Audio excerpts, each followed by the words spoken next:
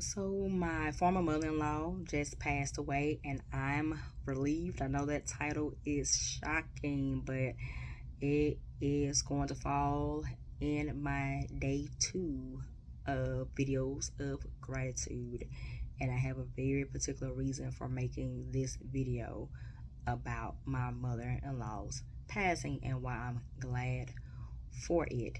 So, I learned of her passing about 3 weeks ago, the second week of December 2025, and she had actually passed away unexpectedly in October of 2025. I received an email from my now ex husband of 4 years, who I do not talk to at all ever since after that divorce was finalized and all loose ends were tied up. A couple of months, 2 or 3 months after that, I haven't talked to him ever since. And so he reached out via email, and I missed the email because it was in a folder with his name on it, and it was intentional for intentional purposes that it was hidden, so that I wouldn't receive further mistreatment like he had mistreated me during the marriage. So he told me that, and then he proceeded to give me his phone number in case I wanted to reach out. Of course, I did not reach out. The reason that I'm relieved that she's passed on is because this lady actually was a kind person. Like, I'm telling you, she's one of the kind people that one of those kind of people that I've met in my life, and very sacrificial person, very loving person. I really think about a lot of the fruit of the spirit, and if you heard me talk about doing a fruit of the spirit challenge called Renew Your Fruit challenge that's going to start next week. When I think about a fruit of the spirit, I think about her. And so she, I mean, just one of a kind lady. I recall her doing spectacular things for me. This lady did my laundry, and I did not ask her to do my laundry. Also, we're in the South down here, and my mother in law was first generation Italian American, so yes, white. And a white woman doing the laundry of a black woman here, or a black person down here in the South, that's just not a normal thing at all. So that was just one of those kind of things she did without me asking, and I would even say you don't have to do it, and she would continue to do it.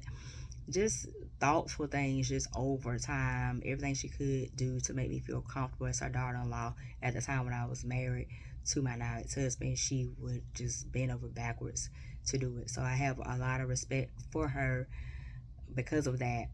But I'm glad she's no longer around those who were left over in her life who did not cherish her. Unfortunately, one of those people was my ex husband. And interestingly, one of the red flags I had regarding my ex husband was that he did not talk to her in a manner of respect. And I actually witnessed him talk to her in a disrespectful manner within the first 2 months of us dating. Now, I should have run away after that, but I did not. And I had my particular reasons at that time that I did not. They were foolish, and so you can find the video. Just scroll back in my history of videos and find the video that was talking about the red flags that I missed in my future husband. So she had some losses along the way, some major losses. One of them being, I think the biggest one actually happened 2.5 years ago in April of 2023, and she lost her one and only daughter. And I recall their relationship, they were just like tight, tight, tight. They were like best friends. And I recall when she told me about her passing, which shocked me because I had no idea that she was sick at the time when I divorced my now ex husband.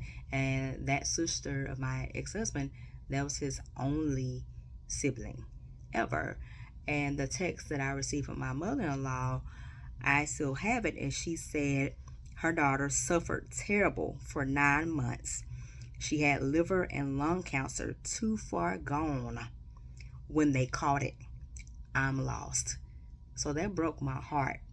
So she sent me that text message back in April 2023, and she was asking at that time if my friend from the wedding that I had to my ex-husband was available to sing at the wake for her daughter. And so I told her she wasn't available, and I offered to help find singers. I looked online and researched and gave her a list of singers that she could reach out to for the wake, because I thought that was at least one of the things I could do for her at this time of pain and suffering. And I did appreciate her as my former mother-in-law, so there was no reason for me to deny trying to help her in any kind of way, even though I still at this time was not in contact with my ex-husband.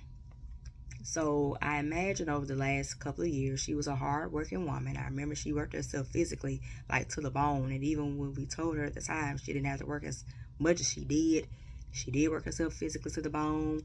I know she kept on doing it even after I had divorced my ex-husband, her son. And not only that, she was also taking care of her husband, who was dealing with cancer, a cancer battle. And this man miraculously is still alive in his 80s, and my mother-in-law passed away at the age of 69. So I truly believe a combination of feeling so much pain and just suffering from the loss of her daughter, who was like her best friend, paired with working herself to the bone, just working her body, overly working her body, I believe that contributed to her ultimate death. And me knowing my ex-husband, how he talked to her during our dating season and even during our marriage, it wasn't all the time he was like that, but there were various times he talked to her in a disrespectful manner, and even telling our marriage counselor at one point that he talked to her like that because she wasn't listening to him. That was his excuse for fussing at his mother, who did nothing but love him. And so I just couldn't get that for the life of me. But I'm pretty certain that even after I divorced him, that he continued to talk to her in whatever way he wanted to, which would be unfortunate, right, for such a kind woman. So if I had her shoes, I would honestly too feel like, hey, ooh, just a feeling of being so lost. Again, with the loss of her daughter, and then most likely not being cherished by her own husband and her son, who were the only two close family members she had in her life. She had some siblings, but those were her two closest family members in her life remaining. And she ultimately succumbed. She ultimately passed away. So, for her benefit, I'm glad that she is gone, that she no longer is in pain. She's no longer suffering. She's no longer dealing with the stress of all of that, what I've just named there. And she can rest in peace.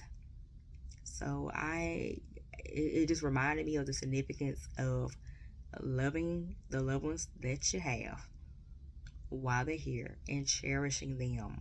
I still very vividly remember my ex-husband taking for granted his sister and his mother, because even 2 years before his sister passed away, and I asked him about his relationship with his sister, and they were 6 years apart in age. He's the big brother to her.